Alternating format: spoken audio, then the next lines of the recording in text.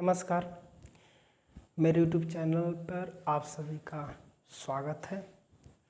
हम लोग पढ़ रहे थे भारतीय राष्ट्रीय आंदोलन, जिसमें हम लोग अभी पिछले सेशन में या फिर पिछले क्लास में हम लोग ये पढ़े हैं कि सविनय अवज्ञा आंदोलन शुरू करने का निर्णय ले चुका गया है गांधी जी द्वारा।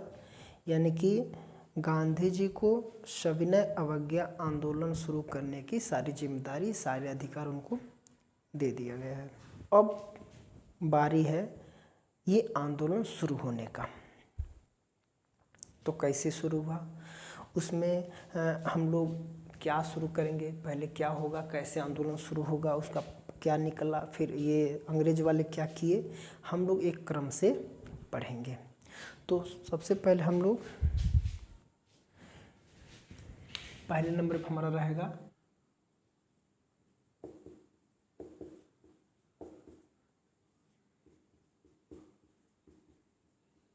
आंदोलन का प्रारंभ, जिसे हम ये शुरू हुआ है डांडी यात्रा से। इसके अंदर हम कुछ प्रावधानों को देखेंगे, क्या हुआ था डांडी यात्रा में, या फिर इस आंदोलन की शुरुआत कैसे हुई। जब ये प्रारंभ हो गया, निर्णय लेने के बाद से जब गांधी जी ने स्टार्ट किया, तो सबसे पहले क्या हुआ था। डेट है इसमें 11 मार्च 1930 के दिन।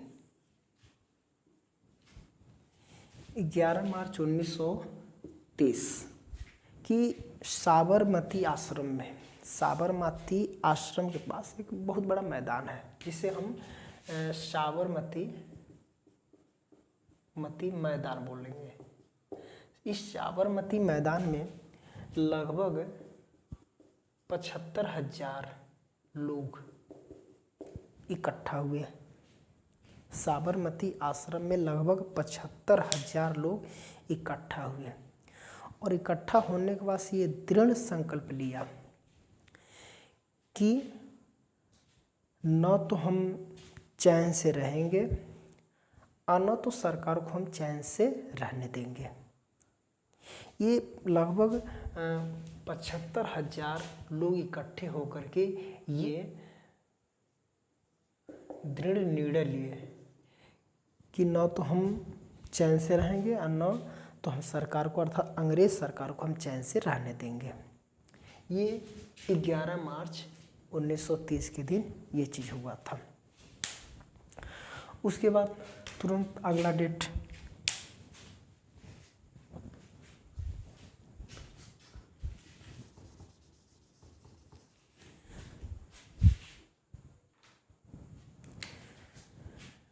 तुरंत अगले दिन है 12 मार्च। ये देखिए, ये डेट याद होना चाहिए।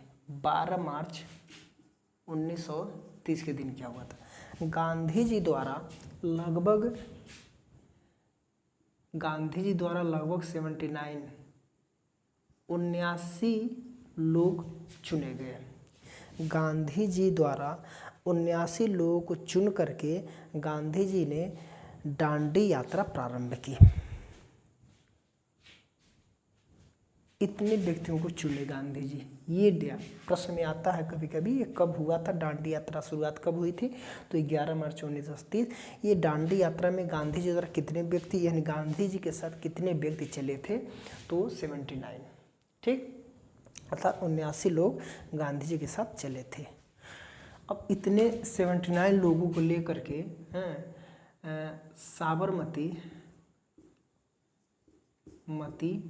समुद्र तट की ओर चल पड़े। कौन? गांधी जी। लगभग 200 मील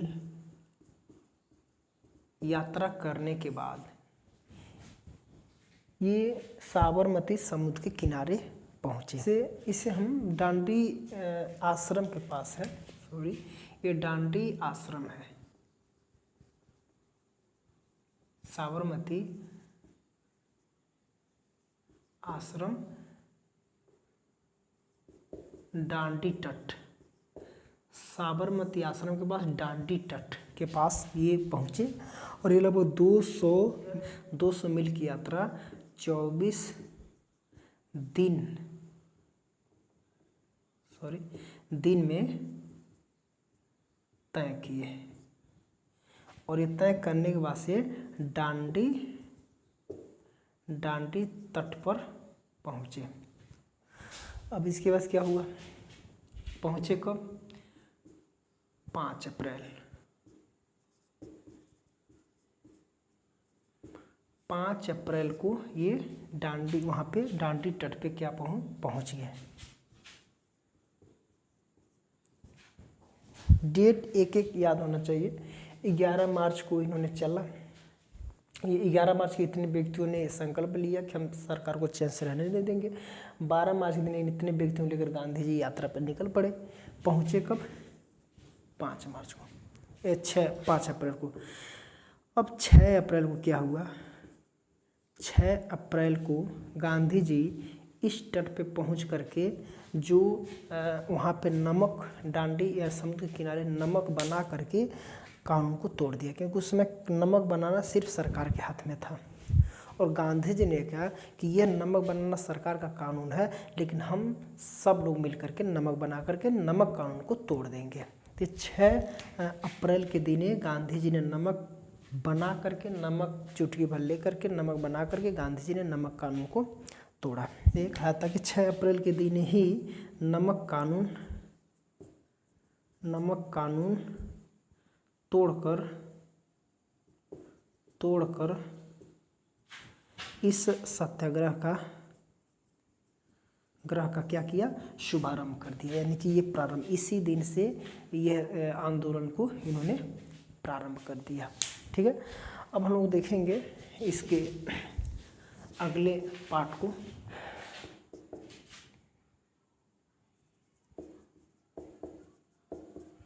आंदोलन का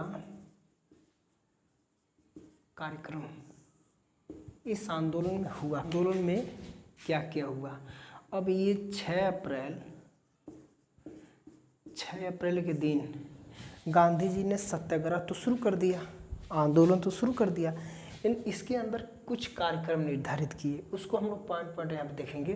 पहले नंबर पे ये है कि उन्होंने कुछ प्रावधान बनाए कि गांव-गांव में हर लोग को निकल करके नमक बनाना चाहिए, सबको।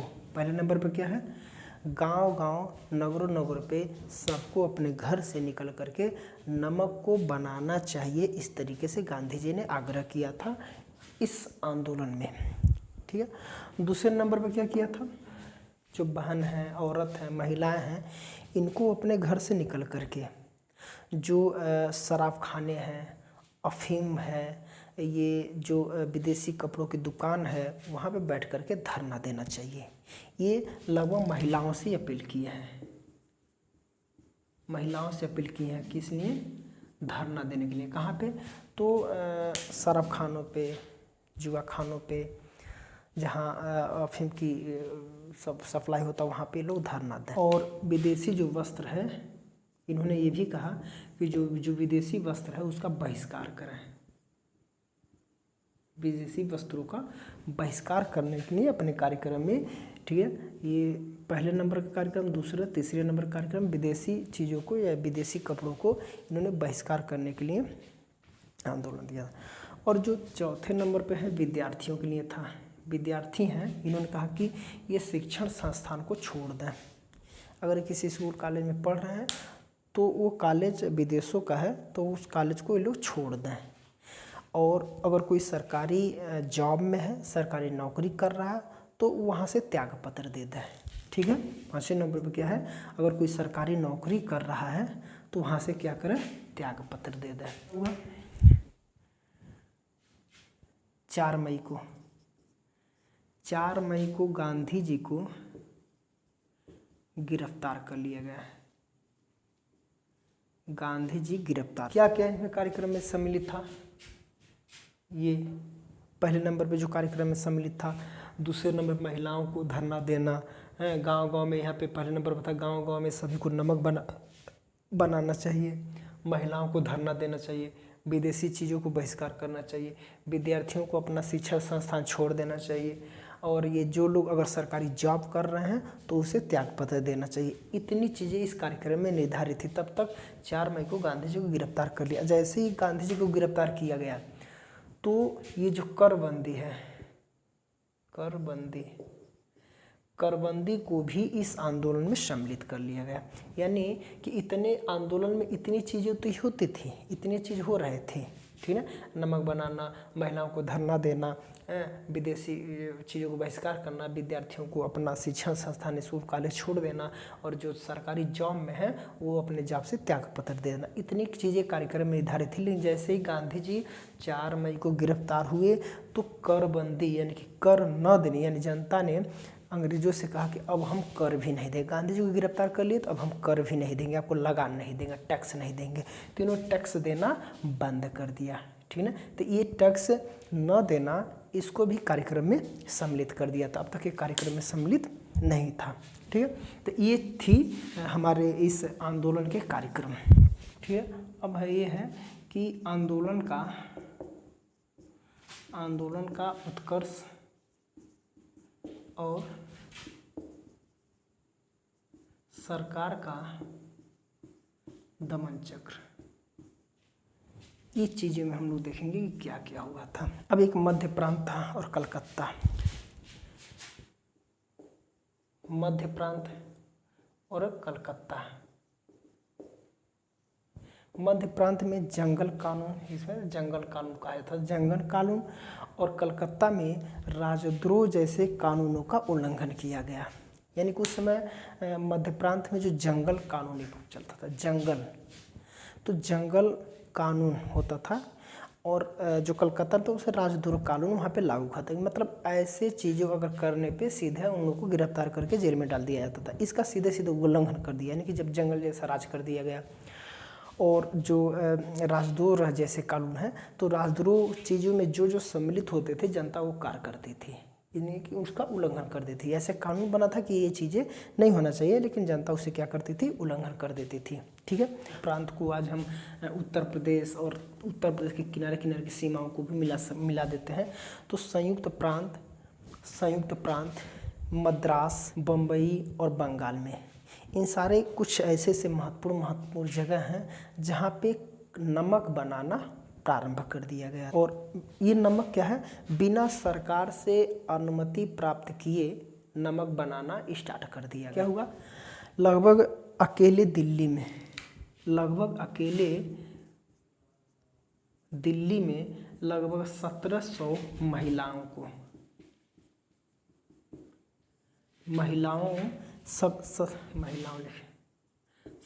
1700 महिलाओं को धरना देने के उपलक्ष्य में उन्हें गिरफ्तार कर लिया गया था, ठीक है।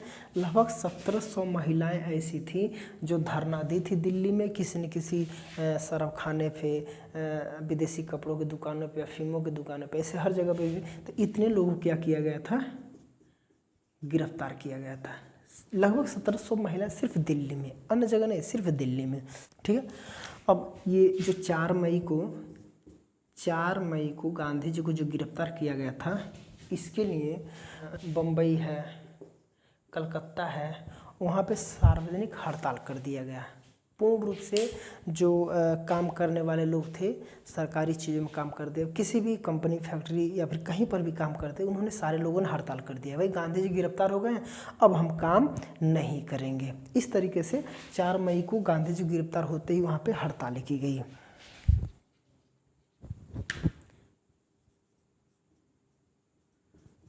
एक क्षेत्र है धरासना, 2500 स्वयंसेवक, एक राष्ट्रीय स्वयंसेवक बना था। उस स्वयंसेवक के लोगों को लगभग क्या किए, ये लगभग इतने लोग स्वयंसेवक, इन्होंने क्या किया, धरासना में एक नमक का गोदाम था, नमक के गोदाम पे ये लोग चढ़ाई कर दिए, और ये चढ़ाई करने के आरोप में इनको पुलिस बहुत पिटाई की थी। यानी कि इतने लोग 2500 लोगों को नमक के गोदाम पे चढ़ने की वजह से पुलिस ने इन लोगों को इतना पीटा था। कहा जाता क्या कि वहाँ पे धरासना में ऐसी स्थिति आ गई थी कि पुलिस ने यानी कि अंग्रेज़ों के पुलिस ने जनता को इतने यानी कि 2500 जनता को इतना मारा था, इतना पीटा था, किसी का हाथ टूटा था, किसी का पैर टूटा था, किसी का खोपड़ी फूटा था। और कहा था कि धरासना की जो धरती थी वो लगभग जो घायल हुए थे, घायल व्यक्तियों से एकदम पट गई थी। उस घायल व्यक्ति में किसी का सिर फूटा था इधर उधर, किसी का पैर टूटा था, किसी का हाथ फूट गया था, किसी हाथ टूट गया था। ऐसे ऐसे लोग एक धरासना में इस तरीके से घटनाएं हुई थी। अब इसी में कभी कभी क्या होता था, इसी में ये सरकार का दमन चक्र क्या है, कभी कभी पुलिस क्या करती थी, छात्रों को पीछा करते करते जाती थी। ठीक, छात्रों को पीछे पीछे जाती थी पुलिस, अंग्रेज़ों की पुलिस छात्रों को पीछा करते करते जाती थी, स्कूल में चली जाती थी और स्कूल में बिना अनुमति से सीधे क्लास में घुस जाती थी और घुसते ही छात्रों को भी पिटाई करती थी, टीचर को भी पिटाई करती थी। इसी बीच में क्या किया गया था, जो कांग्रेस संगठन है, कांग्रेस जो संगठन है इसको अवैध घोषित कर दिया गया। इसको अवैध घोषित, सरकार ने कांग्रेस जैसे जो बहुत बड़ा संगठन था उसको अवैध घोषित कर दिया और लगभग 90,000 लोगों को जेल में ठूंस दिया। पुलिस ने क्या किया, पहले तो जो कांग्रेस संगठन उसको अवैध घोषित कर दिया कि ये अवैध संगठन है और कांग्रेस के ही लगभग 90,000 लोगों को जेल में ठूंस दिया गया। एक जगह है सोलापुर, ये कहाँ, सोलापुर में क्या हुआ था कि जो उत्तेजक जनता है, ये जनता ने सोलापुर में एक थाना है, उस थाने के अंदर घुस करके जला दिया, पूरे थाने को जला दिया और वहाँ पे अनेक तमाम पुलिस वालों को और चौकीदार वगैरह थे, उन लोगों को जिंदा जला दिया गया। तो ये आंदोलन का उत्कर्ष, मतलब इस तरीके से आंदोलन हुए थे और इस तरीके से आंदोलन होने से लगभग पुलिस ने या सरकार ने किस तरीके से जनता के ऊपर दमन चक्र चलाया था, ये चीज़ हम लोग देखे हैं। अब क्या हुआ था इसी बीच में, प्रथम गोलमेज सम्मेलन और इसी में गांधी इरविन समझौता हुआ था। गांधी इरविन समझौता ये कब हुआ था, ये लगभग नवंबर 1930 के आसपास में। इसमें कुछ खास नहीं हुआ। इसमें जो नवंबर में 1930 में जो प्रथम गोलमेज सम्मेलन हुआ था, प्रथम गोलमेज सम्मेलन क्या था, तो इंग्लैंड में एक सम्मेलन हुआ जो इंडिया में जो धरना चल रहा, जो आंदोलन चल रहा, उसी पे समीक्षा करना था कि बुला करके एक नतीजा निकाला जाएगा कि आखिर धरने को रोकने को नहीं या फिर तो यानी कि इनके मांगों को मानने के लिए वहाँ पे गोलमेज सम्मेलन हुआ। उस गोलमेज सम्मेलन के यानी कि प्रथम जो गोलमेज सम्मेलन हुआ था, इस गोलमेज सम्मेलन में कांग्रेस ने सीधे सीधे बहिष्कार कर दिया, कहे कि इस गोलमेज सम्मेलन में हम नहीं जाएंगे। इसी बीच गांधी और इरविन में समझौता हुआ और इस समझौते के तहत ये हुआ कि आंदोलन को बंद कर दिया जाए। इसी में क्या हुआ कि 5 मार्च 1931 को गांधी इरविन समझौता हुआ। गांधी इरविन समझौता, इस समझौते में क्या हुआ, कहा गया कि देखिए जो आंदोलन चल रहा है इस आंदोलन को बंद करिए। तो कांग्रेस ने कहा कि ठीक है हम बंद कर देंगे और कांग्रेस ने भी कहा कि अब दूसरा जो गोलमेज सम्मेलन होगा इस गोलमेज सम्मेलन में हम भाग लेंगे। तो जो द्वितीय गोलमेज सम्मेलन हुआ, द्वितीय गोलमेज सम्मेलन, इस सम्मेलन में गांधी जी ने भाग लिया। इस द्वितीय गोलमेज सम्मेलन में गांधी जी ने भाग लिया, लेकिन गांधी जी तो गए लेकिन उसका कोई सटीक नतीजा नहीं निकला, कोई फायदा नहीं हुआ गांधी जी को वहाँ से निराश होकर के लौट करके आना पड़ा। फिर तृतीय गोलमेज सम्मेलन हुआ। इस गोलमेज सम्मेलन में भी जो कांग्रेस है, इस कांग्रेस ने भाग नहीं लिया, और इंग्लैंड की जो मजदूर दल है इन्होंने भी भाग नहीं लिया, और कांग्रेस ने भी भाग नहीं लिया, मजदूर दल ने भी भाग नहीं लिया। तो इस तृतीय गोलमेज सम्मेलन का भी कोई नतीजा नहीं निकला। ठीक है, अब हम लोग देखेंगे मैकडोनाल्ड अवार्ड।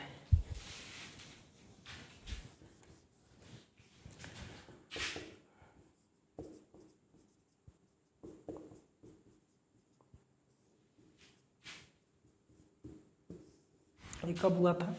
तो 16 अगस्त 1932 को। देखिए जितने भी गोलमेज सम्मेलन हुए, यानी कि 3 गोलमेज सम्मेलन हुआ था, 3 गोलमेज सम्मेलन हुआ और उसका कोई सटीक नतीजा नहीं निकला। और उसमें जो सांप्रदायिक चीज़ें जैसे हिंदू, मुस्लिम, सिख अनेक अपना अपना ये इन लोगों का चुनाव कराने के लिए ये अपना अपना पृथक निर्वाचन चाहते थे। तो इसके लिए भी तमाम बातें वहाँ पे गोलमेज सम्मेलन में होनी थी, लेकिन उसका कोई नतीजा नहीं निकला, कोई हल नहीं निकला। इसलिए उस समय जो इंग्लैंड के प्रधानमंत्री थे तो उन्होंने उन्होंने एक अवार्ड की तरीके से कुछ प्रावधान निर्णय दिया, और उस निर्णय को 16 अगस्त 1932 को यह निर्णय की घोषणा की। उस निर्णय में कुछ प्रावधान हैं, उसको हम लोग यहाँ पे देखेंगे। पहले अल्पसंख्यक और मुस्लिमों को पृथक निर्वाचन क्षेत्र आवंटित किया जाए। ठीक है, आवंटित ही नहीं किए क्योंकि उसमें अल्पसंख्यक और मुस्लिम के लिए एक अलग पृथक निर्वाचन का क्षेत्र को प्रावधान था, तो उन्होंने उसे कायम रखा। उन्होंने कहा कि ठीक है, ये पृथक निर्वाचन वाला जो क्षेत्र है ये रहेगा। ठीक है, तो दूसरे नंबर पे क्या इन्होंने बताया कि प्रत्येक विधानमंडल के लिए 3% सीटें महिलाओं के लिए आरक्षित रहेगी, स्थान महिलाओं के लिए आरक्षित रहेगी। इस तरीके से दूसरा इन्होंने प्रावधान बनाया। और तीसरा जो प्रावधान इनका है कि मुसलमानों को भी, सिखों को भी और हिंदुओं को भी इसी तरीके का भारांत का मतलब ये होता है कि उनको आरक्षित सीटें दी जाएगी। ठीक है, और चौथे नंबर पे दलित वर्ग हैं, इनको भी इसी तरीके से कोई न कोई प्रावधान बनाया जाए, और उनके लिए भी इसी तरीके का निर्वाचन क्षेत्र, एक पृथक निर्वाचन क्षेत्र का मानक उसके लिए भी कोई न कोई एक प्रावधान बनाया जाएगा। अगला 5वें नंबर पे इनका एक भारतीय ईसाई हैं और अन्य ईसाई हैं, उनके लिए भी पृथक निर्वाचन क्षेत्र का प्रावधान बनाया जाए। जो श्रमिक हैं, मजदूर हैं, जो श्रम हैं, उद्योग वाले हैं, चाय बगान बनाने वाले हैं, उनके लिए भी कुछ विशेष प्रावधान बनाया जाएगा। उनका भी प्रतिनिधित्व निर्वाचन क्षेत्र में होना चाहिए। और अगला 7वें नंबर पे इनका जो प्रांतीय व्यवस्थापिका थी उनके सीटों की संख्या को बढ़ाया जाएगा। तो इस तरीके से मैकडोनाल्ड ने जो कुछ नियम, कुछ घोषणा, कुछ आदेश पहले से था उसको कायम रखा, और कुछ चीज़ें उन्होंने नई चीज़ें ला करके जोड़ा। और इन्होंने ये सोचा कि सांप्रदायिक चीज़ें को लेकर के अगर इसमें हम चुनाव में, निर्वाचन क्षेत्र में डालेंगे तो हो सकता है कि आंदोलन स्थगित हो जाए। लेकिन यह चीज़, ये जितने भी सांप्रदायिक तरीके से अलग अलग बांटा गया है, इसकी वजह से आंदोलन रुका नहीं, बल्कि कुछ न कुछ कमियां रह गई, जिसकी वजह से बीच में इनको एक अधिनियम लाना पड़ा। यानी कि 1935 के बीच में अधिनियम आया, वह अधिनियम लागू हुआ जो एक बहुत बड़ा एक प्रलेख था, और उस अधिनियम से अधिकांश चीज़ें हमारे भारतीय संविधान में लास्ट में डाला गया है। तो इस अधिनियम आने के बाद भी कुछ कमियां रह गई थी, जिसकी वजह से हमको यानी कि हम लोग को 1941-42 के आसपास में भारत छोड़ो आंदोलन पुनः प्रारंभ करना पड़ा। ठीक है, तो हमारा अगला सेशन और अगला जो हमारा आंदोलन का जो टॉपिक रहेगा वो भारत छोड़ो आंदोलन होगा, जो हम नेक्स्ट सेशन में या फिर नेक्स्ट वीडियो